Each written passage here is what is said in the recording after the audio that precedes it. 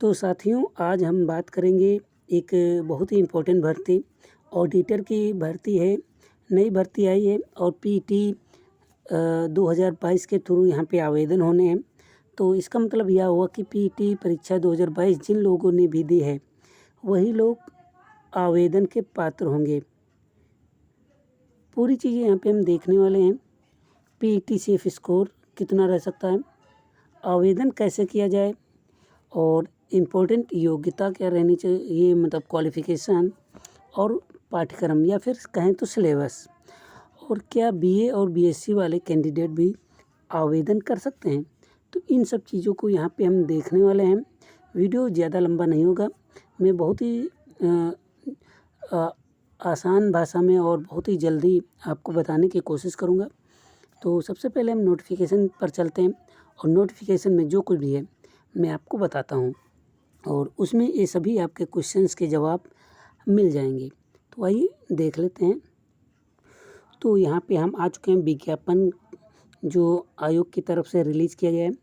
ये देखिए 6 जुलाई 2023 मतलब कल की डेट में विज्ञापन रिलीज़ किया गया था और यहाँ आवेदन जो रखे गए हैं 11 जुलाई 2023 से होने हैं और अंतिम तिथि जो है 1 अगस्त 2023, मतलब कि 20 दिन आपको आवेदन करने का मिलने वाला है टाइम। और आगे देखें अगर तो यहाँ पे सब कुछ लिखा गया है। फीस वगैरह 7 दिन के अंदर जमा कर सकते हैं, ये अलग की बात है। विज्ञापन संख्या ध्यान रखिएगा, 5 परीक्षा 2023 विज्ञापन संख्या है और टोटल पद जो हैं 529 देखने को मिले हैं, जहाँ लेखा परीक्षक और सहायक लेखाकार के पद देखने को मिले हैं। 529 जो है लेखा परीक्षक के और एक जो है सहायक लेखाकार के, मतलब कि टोटल 530 पद देखने को मिलने वाले हैं। यहाँ पे अगर देखें साफ साफ लिखा हुआ कि पीईटी परीक्षा 2021 के आधार 22 के आधार पे ही कैंडिडेट को सिलेक्ट किया जाएगा, जैसा कि मैंने पहले ही बताया। आगे देख लेते हैं। यहाँ पे आरक्षण वगैरह के बारे में लिखा, आवेदन की स्टेप यहाँ पे लिखे गए कि रजिस्ट्रेशन नंबर वगैरह से करके। तो आप सिंपल समझ लीजिए कि आप जैसे इस नोटिफिकेशन पे क्लिक करेंगे, जैसे आवेदन शुरू होगा वहाँ पे registration number, date of birth और आपकी कैटेगरी वगैरह सेलेक्ट करने का ऑप्शन आएगा। उस पर क्लिक करके आप जैसे आगे बढ़ेंगे ओटीपी के द्वारा वेरीफाई होगा और तुरंत आपका पूरा फॉर्म खुल के आ जाएगा। आपने जो पीटी परीक्षा 2022 में भरा है सब कुछ भर खुल के आ जाएगा। उसी में आपको संशोधन जो करने वाला कर सकते हैं और जो ऐड करने वाला कर सकते हैं। फिर उसके बाद आप फाइनली सबमिट कर सकते हैं। तो कोई ज़्यादा अब प्रोसेस लंबा होता नहीं आवेदन का। तो आवेदन का हो गया और फीस यहाँ पे 25 रुपये रखी गई, जो कि ऑनलाइन प्रक्रिया का शुल्क मान लिया जाता है। और 200 रुपये अगर आप शॉर्ट लिस्ट होते हैं, मुख्य परीक्षा में बैठते हैं, तो आप 200 रुपये पेमेंट करके एडमिट कार्ड डाउनलोड कर सकते हैं और उसके बाद आप परीक्षा में बैठ सकते हैं मुख्य परीक्षा में। ये चीज़ें हो गई। आवेदन शुल्क मैंने पहले ही बता दिया कि 25 रुपये देखने को मिल रहा है।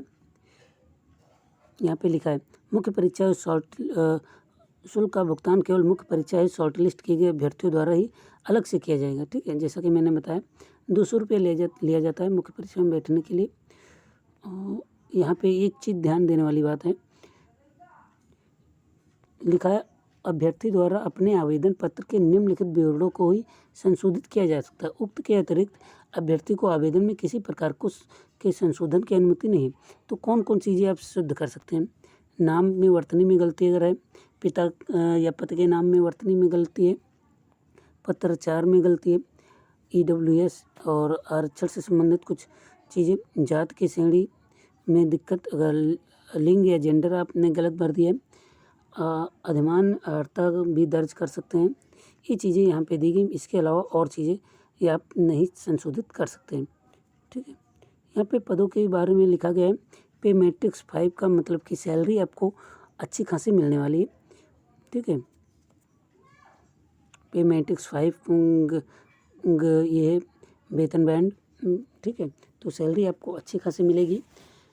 और यहाँ पे मैं सहायक लेखाकार की अगर बात करें तो यहाँ पे इनकी सैलरी बहुत ही कम है, वेतन बैंड 1 में है। ठीक है, तो 1 में लेवल 4, तो यहाँ पे सैलरी इनकी 30-32 हज़ार लगभग होगी। बाकी इनकी सैलरी ऊपर वालों की, इनकी जो 2800, इनकी भी 35-40 38-40 होगी और इनकी जो है ज़्यादा होगी। ठीक है, नेक्स्ट अगर बात करें सभी पोस्ट जो हैं स्थायी अस्थायी हैं, तो यहाँ पे स्थायी केवल स्थायी में आप परेशान ना होइएगा। अस्थायी का मतलब ये है कि आपको ट्रांसफ़र किया जा सकता है दूसरे विभागों में। तो यहाँ पे सहायक लेखाकार जो केवल एक पद है वो अस्थायी, बाकी सब स्थायी हैं। तो इसमें सभी चीज़ें यहाँ पे दी गई हैं। नेक्स्ट जो है विकलांगता की श्रेणियाँ दी गई और किस विकलांगता में आप आते हैं ये भी मेंशन किया गया है। मैं पूरी चीज़ें यहाँ पे इसलिए बता रहा हूँ कि आपको बाद में दिक्कत ना हो। ठीक है, यहाँ पे देखिए शैक्षिक योग्यता लिखा है, अधीनस्थ स्थानीय निधि लेखा परीक्षा, अधीनस्थ सेवा नियमावली लेखा परीक्षा का प्रसिद्ध क्या आवश्यक अभ्यर्थी को विधि द्वारा स्थापित प्रक्रिया के वाणिज्य में स्नातक की उपाधि, लेखाकर्म स्नातकोत्तर डिप्लोमा, कंप्यूटर में ओ स्तरीय डिप्लोमा। मतलब कि अगर आप स्नातक हैं और वाणिज्य में हैं, मतलब कि समझ सकते हैं स्नातक मतलब कि ग्रेजुएट या फिर BA BSc जिसको मानते हैं, और वाणिज्य में है। ठीक है, वाणिज्य में है तो आपको यहाँ पे आवेदन कर सकते हैं। या लेखाकर्म स्नातकोत्तर डिप्लोमा होना चाहिए। अगर आप वाणिज्य में स्नातक नहीं है तो लेखाकर्म स्नातकोत्तर डिप्लोमा मतलब कि MA या पोस्ट ग्रेजुएट होना चाहिए। और कंप्यूटर में O स्तरीय डिप्लोमा धारित करते हो, मतलब कंप्यूटर में O लेवल का आपको डिप्लोमा होना चाहिए अगर आप वाणिज्य में स्नातक की उपाधि नहीं धारण करते ये है। ठीक है, वाणिज्य में स्नातक हैं तो आपको ये चीज़ की ज़रूरत नहीं है। अगर हैं तो अच्छी बात है, अगर नहीं है तो आपको लेखाकर्म स्नातकोत्तर डिप्लोमा या फिर मतलब कि MA का लेखाकर्म का डिप्लोमा होना चाहिए, या कंप्यूटर में O लेवल आपको डिप्लोमा धारित करते हों। ये चीज़ें देखने को मिल रही हैं। और यहाँ पे भी देखें, अगर दूसरी पोस्ट जो लेखा परीक्षक की है सहकारी समितियों में, इसमें भी सेम लगभग है। इस वाणिज्य में स्नातक की उपाधि अथवा अकाउंटेंसी में स्नातकोत्तर डिप्लोमा। ठीक है, अकाउंटेंसी में अगर आप पोस्ट ग्रेजुएट हैं, डिप्लोमा है आपके पास, तब भी मान्य होगा। और सरकार द्वारा मान्यता प्राप्त O लेवल का आपको प्रमाण पत्र भी होना चाहिए।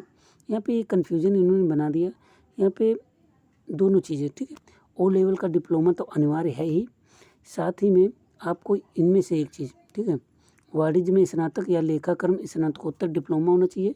और O लेवल सभी में ज़रूरी है। O लेवल जिनके पास नहीं वो लोग आवेदन नहीं कर सकते। ठीक है, तो 2 योग्यताएं यहाँ पे अलग अलग कर दिया, मगर उसमें पहले वाले में नहीं अलग किया था। तो यहाँ पे अकाउंटेंसी में स्नातकोत्तर होना चाहिए या वाणिज्य में स्नातक हो और साथ में O लेवल हो। और बाकी ये अधिमान्य अर्हता अलग की बात है। प्रादेशिक सेना में 2 वर्ष की सेवा की हो या राष्ट्रीय कैडेट कोर में भी प्रमाण पत्र प्राप्त हो, ये सब चीज़ें चलती रहती हैं। यह देखिए उत्तर प्रदेश अनुसूचित जाति जनजाति आयोग में जो सहायक लेखाकार है, इनके लिए केवल एक पोस्ट है। इसमें भी देखिए तो कॉमर्स में स्नातक होनी चाहिए अथवा सरकार द्वारा मान्यता प्राप्त किसी विश्वविद्यालय में अकाउंटेंसी में स्नातकोत्तर डिप्लोमा सेम योग्यताएं और O लेवल का कंप्यूटर सर्टिफिकेट, ये चीज़ें हैं। तो यहाँ पे मैंने आपको योग्यताएं बताई थी, मतलब O लेवल ज़रूरी है और साथ ही में वो 2 जो हैं 2 में से एक होनी चाहिए। चयन का आधार यहाँ पे लिखित परीक्षा के आधार पे होगा, जैसा कि यहाँ पे दिया गया है। और लिखित परीक्षा का पाठ्यक्रम यथा समय सूचित किया जाएगा, तो यथा समय आपको इसकी जानकारी मिल जाएगी। जैसे आपको शॉर्ट लिस्टिंग होगी उसके पहले ही आपको यहाँ पे आपको मिल जाएगा कि आपका सिलेबस क्या है। तो सिलेबस 1.5 से 2 महीने में आपको हो सकता मिल जाए। 2 महीने मान के चल सकते हैं, 2 महीने से कम टाइम बहुत ही मुश्किल है। मतलब जुलाई चल रहा, तो सितंबर अक्टूबर में आपको मान के चल सकते हैं कि सिलेबस आता हुआ दिख जाएगा। पहले भी आ सकता है, मगर चांसेस यही है कि 2 महीने में आपको इसका सिलेबस आता हुआ दिखे। तो देखिए मैंने सभी चीज़ें आपको बारी बारी से बता दी, पूरा नोटिफिकेशन पढ़ के मैंने बता दिया है जो भी इम्पोर्टेंट चीज़ें हैं। और आयु में छूट वगैरह तो मिलती है, वो आप लोग जानते हैं। ठीक है, अब यहाँ पे देखिए मैंने बता दिया स्नातकोत्तर मतलब कि BA आपका चल जाएगा। BSc साइंस से होती है तो इसमें साइंस का कोई BSc वाले आवेदन नहीं कर सकते। बैचलर ऑफ आर्ट वाले, उन्हीं में वाणिज्य होती है, ये लोग कर सकते हैं आवेदन। ठीक है, जो सब्जेक्ट दिया गया उस सब्जेक्ट से आप हों। बीकॉम मतलब कि बैचलर्स ऑफ कॉमर्स, बीए आप नहीं मान सकते या बीकॉम कह सकते हैं, ठीक है। बैचलर ऑफ कॉमर्स बीकॉम वाले एलिजिबल हैं केवल, बीए वाले नहीं, ठीक है। सॉरी मैंने कह दिया था बीए, तो बीकॉम वाले एलिजिबल हैं और बीएससी वाले एलिजिबल नहीं हैं, बीए वाले एलिजिबल नहीं हैं। अब से पीटी को आवेदन की स्थिति जरूरी योग्यता पाठ्यक्रम बहुत ही जल्द मिलेगा। अब बात आती है पीटी सेफ स्कोर की, तो पीटी सेफ स्कोर यहाँ पे थोड़ा मैं आपको बता दूं, अगर आप 50% परसेंटाइल आपका है तो मुझे लगता है कि आप शॉर्ट लिस्ट हो जाएंगे, क्योंकि यह योग्यताएं सभी के पास नहीं है। ओ लेवल गिने चुने लोगों के पास ही है, और बीकॉम भी जो लोग बीकॉम किए ज़रूरी नहीं ओ लेवल किए हों, इसलिए योग्यता ज़्यादा हाई फाई है। इसलिए परसेंटाइल आप मान के चल सकते हैं कि 50 परसेंटाइल अगर आपका है तो आप निश्चित रूप से सेफ जोन में हैं और आपको आवेदन कर देना चाहिए। और बाकी आप लोग कमेंट करेंगे तो पता चल जाएगा कितने लोग यहाँ पे अभ्यर्थी हैं, आपके क्या रिव्यू हैं, आपका क्या मत है।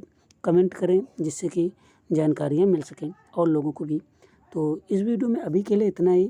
नेक्स्ट वीडियो में जल्द ही मिलेंगे किसी इम्पोर्टेंट टॉपिक के साथ। तब तक के लिए नमस्कार, धन्यवाद।